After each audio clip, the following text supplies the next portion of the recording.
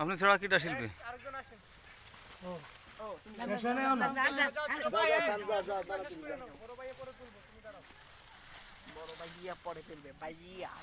ভালো ভাইরা ভাই, ভাইয়া বাড়ি ভাইরাল হয়ে গেছে। মন হিসাব যাই কোথায় ভাইয়া, মন হিসাব পাগলামি হলো। অনেকটা অনেক টাকা খরচ হবে মন হিসাবের বাড়ি যেতে।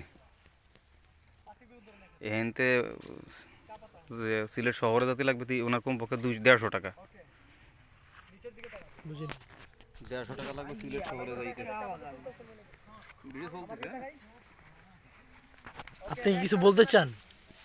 তোমার এই শ্রীমঙ্গল চা বাগানে এসে কেমন লাগছে? ভালো লাগতেছে। হ্যাঁ, আমাদের ভালো লাগতেছে। কিরম ভালো লাগতেছে? ভাইয়ার ছবিগুলো আসসালামু আলাইকুম ভাই, আপনি কি বলতে চান কিছু? আপনার অনুভূতি কেমন? আমার অনুভূতি খুব ভালো, তবে হাঁটতে আমার কষ্ট হইতেছে, এত দূর হাঁটা যায় না। তুমি কিছু বলতে চাও?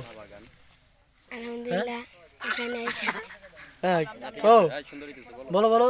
এখানে এসে অনেক ভালো লাগছে। হ্যাঁ ভাইয়া বলেন, আপনি কি বলতে চান? আমাদেরকে কিছু বলে ধন্য করেন। ভাইয়া ভাইয়া ভালো লাগছে। ভাইয়া ভাইয়া ভাইয়া আমি যাহা বলতে চাই তাহা হচ্ছে ভাইয়া সব থেকে দেশা সবচেয়ে বেশি মজাদার সেটা হচ্ছে ভাইয়া ইয়া কাকা। আর কিছু?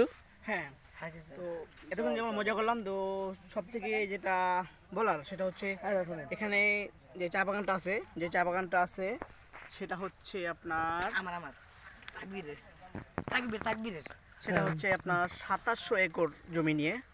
তো আলহামদুলিল্লাহ এখানে আমরা আসছি, অনেক ভালো লাগছে যে এত বড় চা বাগান। সিলেটে তো চা বাগানের জন্য বিখ্যাত।